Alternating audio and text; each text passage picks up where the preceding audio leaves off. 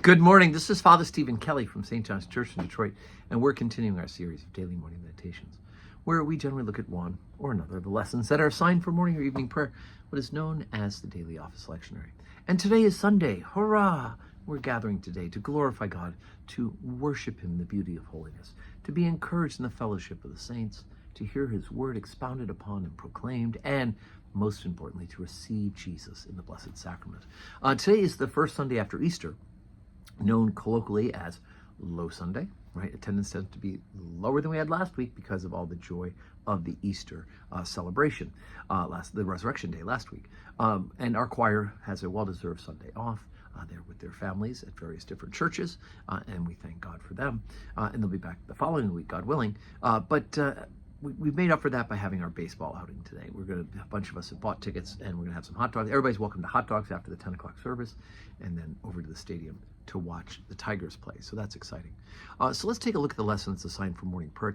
Both lessons assigned for morning prayer are very short, but let's take a look at the first one, the Old Testament lesson from the book Job. And we remember, of course, what Job has been up to, and that is that he has had all these things taken away. He's got festering sores. Everything that go wrong to him is being afflicted upon him. And yet, here's Job.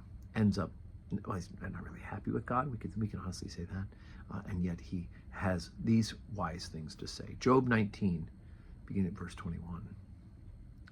Have pity upon me. Have pity upon me, O ye my friends, for the hand of God hath touched me. Why do ye persecute me as God, and are not satisfied with my flesh?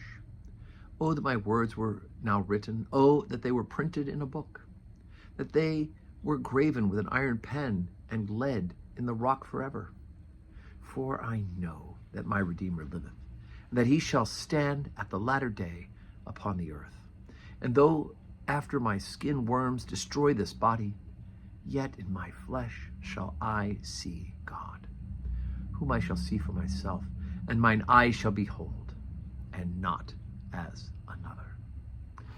Now, I hope that sounds familiar to you, not because you've read Job, but it's also a vital part of our burial liturgy, right? I know that my Redeemer liveth, and he shall stand at the latter day of the earth. And though this body be destroyed, yet shall I see God, and not for whom I shall see for myself, and mine eyes shall behold, and not as another, or not as a stranger in the perfect liturgy. Even through all that Job's going through, he had that hope of the resurrection, that ultimately he would see God once again, face to face.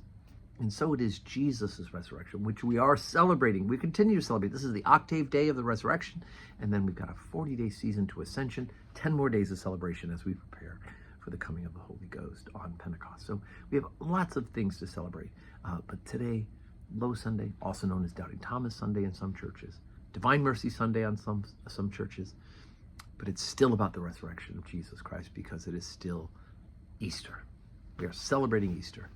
So I hope that you can join us here at St. John's, 7:30 morning prayer, 8 o'clock Holy Communion, 10 o'clock Holy Communion with the hot dog lunch afterwards. And even if you're not going to the game, join us for lunch as well.